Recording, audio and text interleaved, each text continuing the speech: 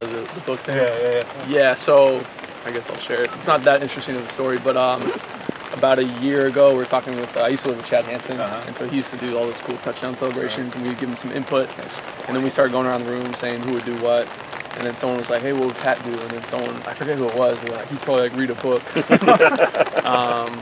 So then right then I was like, all right, I'm gonna do that. Did you talk to him afterwards? Do you have anything to say about it? Yeah, we're all in a group chat still, and we talk almost daily. So yeah, he's enjoying it. How much are you enjoying this? Your teammates obviously knew you could do this stuff, but to be able to do it on a stage where now the fans, your classmates are getting to see what you can do. It's gratifying. It's nice that the hard work has paid off. But yeah, it's more fun when we win. So that's pretty much what I'm focused on.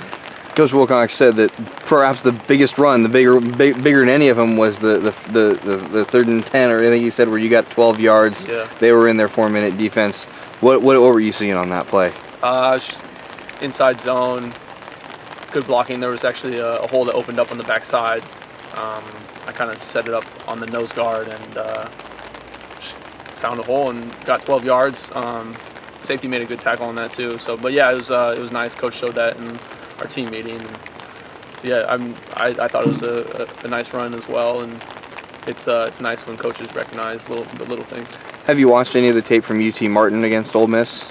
Yeah, I mean we've gone over a little bit. Their back's a little shorter than you, but very similar high school resume and, and overall very similar dimensions. So Okay. what did you notice about the runs against Ole Miss? I mean, there's going to be opportunities to make some plays, and their D-line and their front seven are really good, and we're just going to prepare for them. Is it obviously it's a huge jump from an FCS to an SEC defense? Is it the size and the speed that strikes you, or is it the scheme? I mean, the FCS level, those are scholarship players too, and there's a lot of good players on Weber State. They were super physical. And then again, we play our defense. I mean, we've been playing our own defense for the last month and a half. So, yeah, we'll be ready. A lot of running backs, they get the ball and they go right away, but you seem to sometimes take your time to pick your spot. Like when you scored that first touchdown, you didn't go right into the non-existent hole. You bounced it outside. Is that part of your vision? Is that part of your game where you just wait to see where things develop and then go? Yeah, I think running backs develop a little bit of patience over more and more repetition. So as I've gotten more reps, I think my patience has gotten better. And yeah, it's just letting things develop and knowing the schemes that always helps. Is part of it things slowing down for you now that you're more experienced?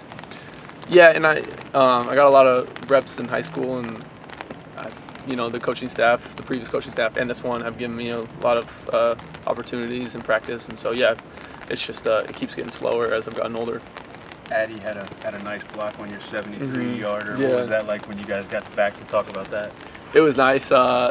If you ask him questions about the blocking schemes, he'll tell you what everyone's doing, and so yeah, when he'll take you through his read, and he told me about it, and I was like, yeah, I saw the same exact thing you did. He just hooked them, and when I got around the edge, Vic Wharton caught up like 3 different guys, and it was pretty much open grass from there.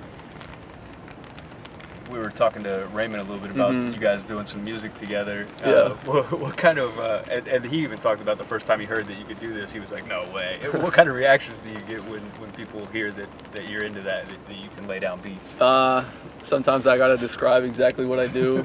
The process is kind of confusing, I guess, but yeah, I mean, once I show people, it makes sense to them. I've always been interested in different hobbies, and so music was one I picked up in like 5th or 6th grade, and I just do it for fun, and yeah, I like sharing it with people. That's what I was going to ask. Is it a way to get away from football a little bit, to relax, or how do you use that? I just do whenever I feel like it. It's not necessarily an escape, but yeah, just whenever I feel like it, whenever my friends want to do it, just make some stuff on the computer. Is Raymond the go-to guy for that? Yeah, Ray's good. He's fun to bounce stuff off in the studio, so yeah, he's fun to do it with, and he's one of my buddies, so yeah. They talk about you being a big reader. Are you reading something specific right now, or? Yeah, so I'm reading this book called A Heartbreaking Work of Staggering Genius.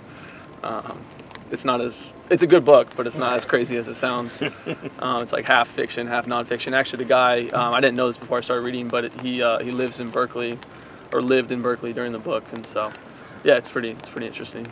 Raymond told on you a little bit. I don't know how much truth there was. He said you read at night and then go to sleep by 9 o'clock. Sometimes like 9:30, 10 o'clock. It was a real crazy night. Yeah. Yeah, just it's kind of a habit I've developed to just read until I fall asleep. Yeah. Obviously, you never want to see a teammate go down, but with Trey going down, how much opportunity do you see there and a chance to step up for your teammates? I mean, yeah, everyone knows football is kind of next guy up type of thing. Trey's been super positive since I saw him after the game. I saw him yesterday. I saw him today. I know he's going to bounce back, so he's been super positive about it.